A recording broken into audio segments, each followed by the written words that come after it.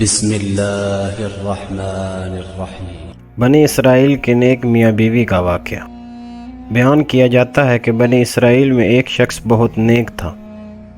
ایک روز اس نے خواب میں دیکھا کہ اس کے پاس کوئی شخص آیا۔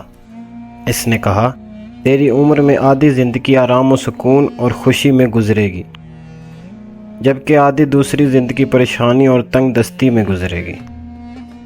اب تیری مرضی ہے کہ جس کو چاہے پہلے انتخاب کر لے۔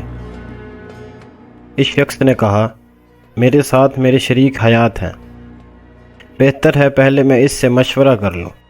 جب صبح ہوئی تو اس نے بیوی سے کہا، رات خواب میں نے ایک شخص کو دیکھا اور اس نے مجھ سے کہا، تیری آدھی زندگی میں خوشیاں ہیں اور آدھی زندگی میں پریشانیاں ہیں، اب تیری مرضی، جس کو چاہے پہلے انتخاب کر لے۔ اس کی بیوی نے کہا کہ پہلے خوشی کو انتخاب کر لو۔ اس نے اپنی شریک حیات کی بات پر عمل کیا اور پہلے خوشیوں کا انتخاب کیا۔ پھر جب اسے کوئی نعمت ملتی تو اس کی زوجہ اس سے کہتی، تمہارا فلاں ہمسایہ ضرورت مند و محتاج ہے، اس کے ساتھ احسان کرو۔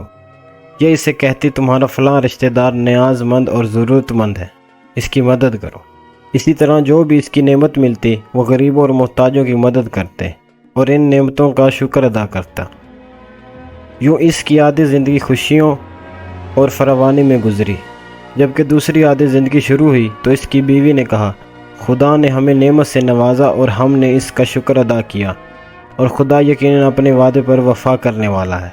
ناظرین اکرام، اس سے یہ ثابت ہوتا ہے کہ اگر ہم اللہ کی دی ہوئی نعمتوں میں سے کچھ غریبوں محتاجوں میں تقسیم کر دیں اور اللہ کا شکر ادا کریں کہ اس نے ہمیں بہت ساری نعمتوں سے نوازا ہے، جبکہ بہت سے لوگ ایسے ہیں جن کے پاس کھانے کے لیے ایک ٹائم کی روٹی بھی میسر نہیں ہوتی۔